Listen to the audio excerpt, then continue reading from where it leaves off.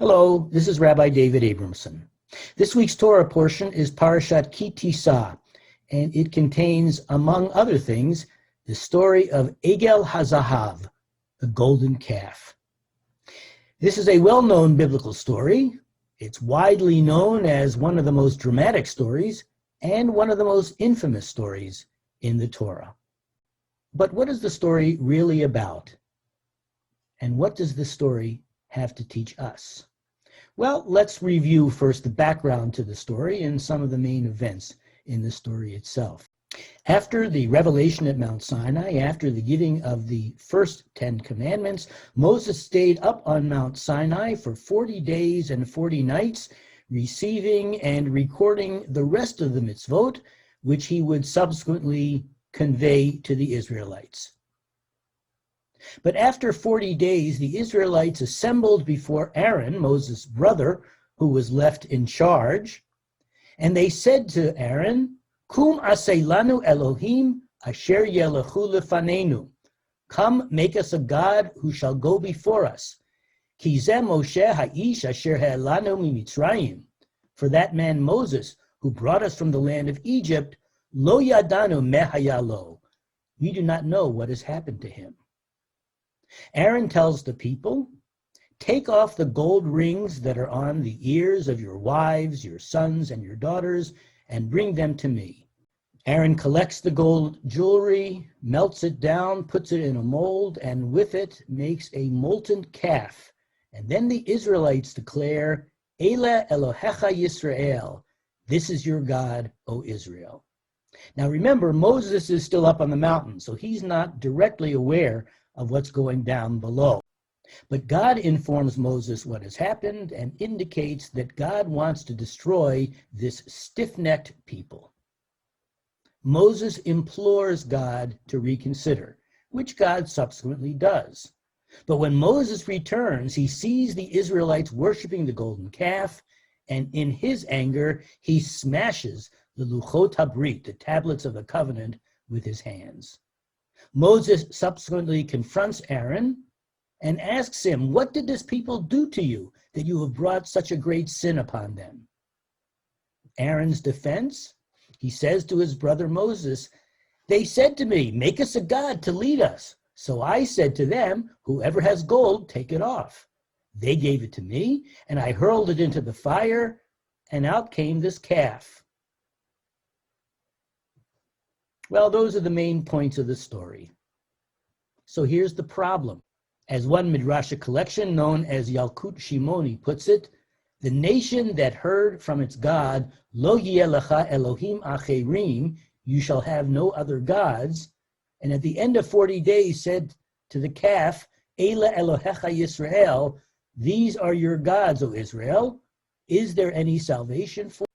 Yalkut Shimoni is painting a damning portrait of the Israelites. 40 days after God revealed God's presence to them, 40 days after God said, you shall not worship any other gods, that's exactly what the Israelites did. They built this golden calf and they started to worship it. And so we understand the question of Yalkut Shimoni. Is there any salvation for such a nation who would perform such a terrible sin? How could they have reverted to idolatry? How could it have happened? What's the explanation? And what was their sin? Well, there are two schools of thoughts among classical commentators. One perspective is provided by Yehuda Halevi, the 11th and 12th century rabbi, who tries to minimize their sin. And so Yehuda Halevi begins with an observation about religion in the ancient Near East. All the people in those times worshipped images, he writes. The masses could only be persuaded to accept the worship of a tangible image. And so Yehuda Halevi suggests the Israelites wanted Moses to bring down something tangible to focus their worship on the lines of the pillar of cloud and the pillar of fire, visual representations of God's presence that led the Israelites during their wandering in the desert. Halevi continues, then some people were overcome with frustration and dissension was sown until some individuals were prompted to ask for a tangible object of worship in the manner of the other nations without repudiating God, merely requesting it should be placed before them to gaze upon when they related to the wonders of their God, as we do with the sky. When we look at the sky and we see the wonders of the universe, that reminds us of God. As a matter of fact, our daily prayers remind us of the stars in the sky and the rhythms of nature, the daily rhythms, the seasonal rhythms of nature. And in a sense, in reminding us to look up at the sky, it reminds us that all of this is part of God's plan. Looking at the stars in the heaven, pondering the rhythms of nature, these are physical representations of God's presence in the universe. And Yehuda Halevi is suggesting that that's all the Israelites were asking for. He suggests that the Israelites were not guilty of actual idolatry. They merely wanted to worship God through tangible symbols. Judaism does, after all, paint God in human colors. In the biblical narrative, God speaks to human beings, not identical to the way in which I'm speaking to you, but certainly analogous to the way in which human beings speak to one another. And in speaking of God, the Torah is replete with anthropomorphisms, describing God in human terms. For example, in describing the heroic act of liberating the Israelites from Egypt, the Torah repeatedly speaks of God's Yad Chazakah, God's mighty hand, and God's Zeroah Netuyah, God's outstretched arm. So what was the sin of the Israelites?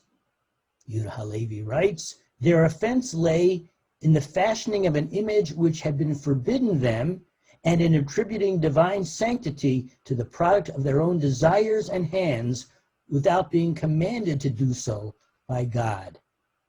The sin was not creating a physical representation of God, it was creating an image that they had not been commanded to create. Halevi points out that imagery was legitimate if commanded by God. For example, here's a representation of the Ark of the Covenant, in which Luchot Habrit, the tablets of the covenant, were placed. Notice the Keruvim, these winged angelic figures who at God's instructions were placed on top of the ark. So again, Yehuda Halevi is suggesting to us that the sin of the Israelites was not idolatry. Their sin was fashioning a tangible image that had not been commanded by God. There is support for this interpretation in the tradition that God did not originally intend to create the Mishkan, the tabernacle, and the sacrificial system. God did so only after the incident of the golden calf. Now, this might sound a little familiar, especially because I spoke about this theme 2 weeks ago. You might recall that this explanation doesn't make sense in terms of the biblical text itself. The instructions regarding the construction of the tabernacle begin in Exodus chapter 25. And the golden calf incident begins in Exodus chapter 32, many chapters after the instructions for building the Mishkan, the tabernacle.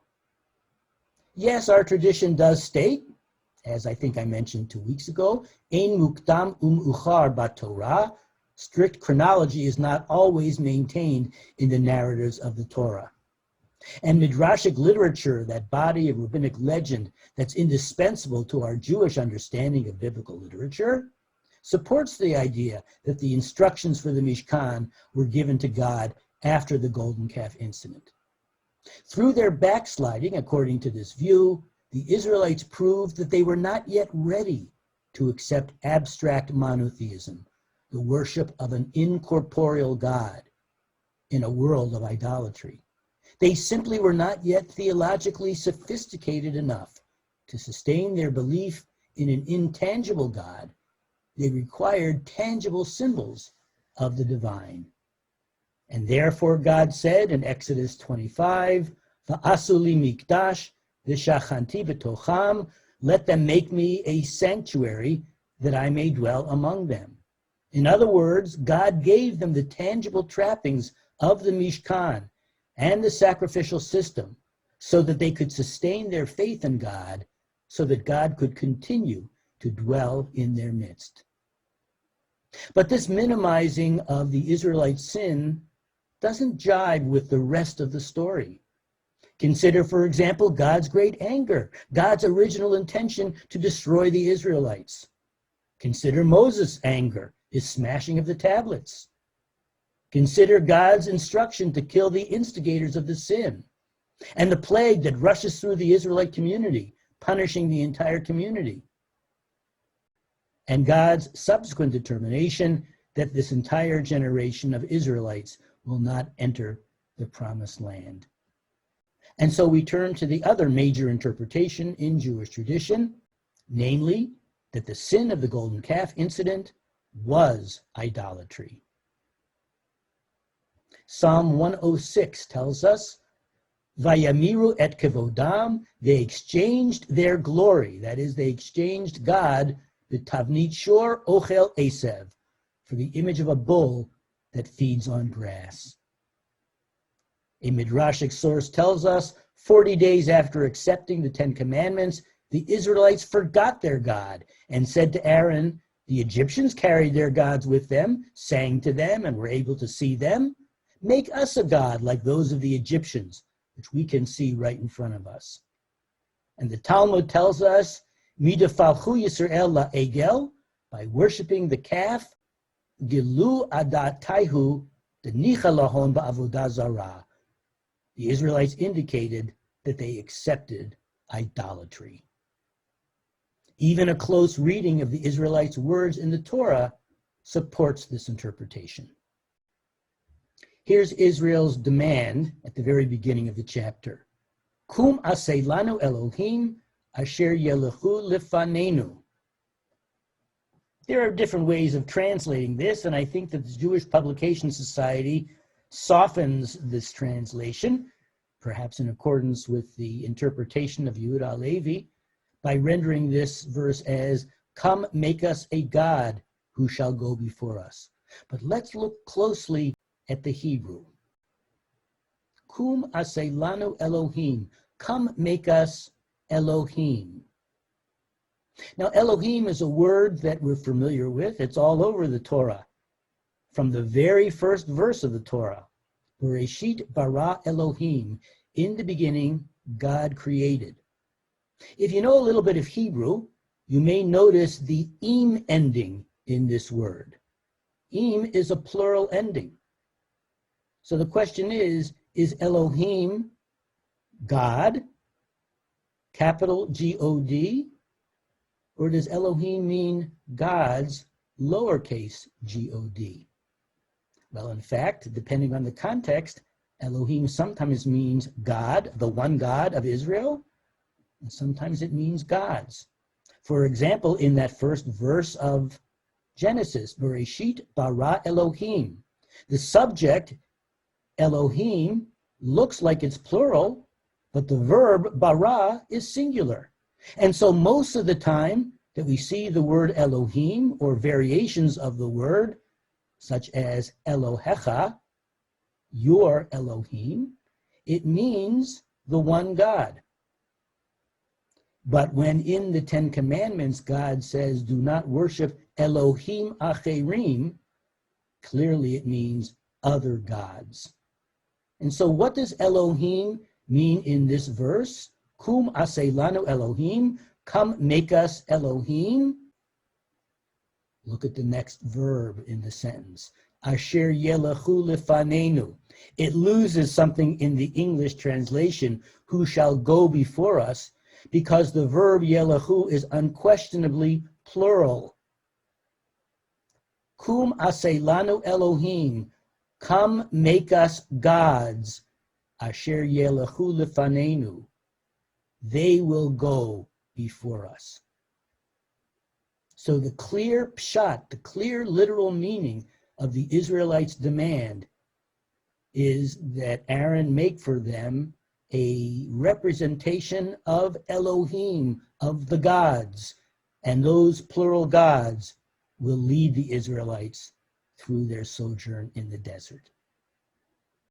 But Aaron's retelling of the story is equally damning. Here's the Israelites' declaration in verse 4. They say, Eila Elohecha Yisrael. Now again, the Jewish Publication Society softens the translation by rendering this phrase, this is your God, Israel. And clearly Elohecha, which grammatically is a plural word, your gods, is often understood in the singular sense. For example, in the first paragraph of the Shema, V'ahavta et Adonai Elohecha, you shall love Adonai your God, undeniably singular in that verse. But is Elohecha singular, your God, here in verse 4 of Exodus 32? Or is it plural, your gods? Let's look at the rest of the verse. Notice that the Israelites do not say, Ze Elohecha, this is your God, but rather, Ele Elohecha, these are your gods, Israel, Asher He'elucha, who brought you out of the land of Egypt. Here, this verb also is plural. These are your gods, Israel, they brought you out of Egypt.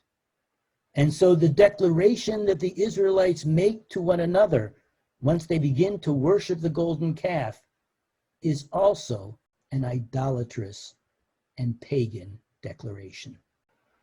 Let's return to our original question. How could it have happened? How could the nation that had witnessed the 10 plagues, experienced the triumphant exodus from Egypt, stood at the foot of Mount Sinai, experienced the awesome, incomprehensible revelation of God at Mount Sinai, now turn around and repudiate all of that with their slide into idolatry? It's inconceivable, and yet it happened. Well, now let's turn to the pen of Nechama Leibovitz, one of the most important 20th century biblical scholars and teachers. Nechama Leibovitz writes the following. Evidently, the Torah wished to impress upon us for all time that such a thing was conceivable. One single religious experience, however profound, was not capable of changing the people from idol worshippers into monotheists. Only a prolonged disciplining in the precepts of the Torah, directing every moment of their existence, could accomplish that. The all-embracing character of the Torah's observances, regulating the individual's relations with himself, family, and society, constitute the surest guarantee against moral relapses. What's Nechama Leibovitz trying to teach us? One miraculous experience, one convincing theological argument, one inspiring sermon cannot radically turn a person's religious life around or a community's religious life around. You know, I'm often suspicious of stories of dramatic religious conversions that are claimed to be based on such an earth-shattering experience. Usually I don't believe them. Usually they're not real. And even when they are sincerely motivated, such dramatic and sudden religious conversions usually are not lasting.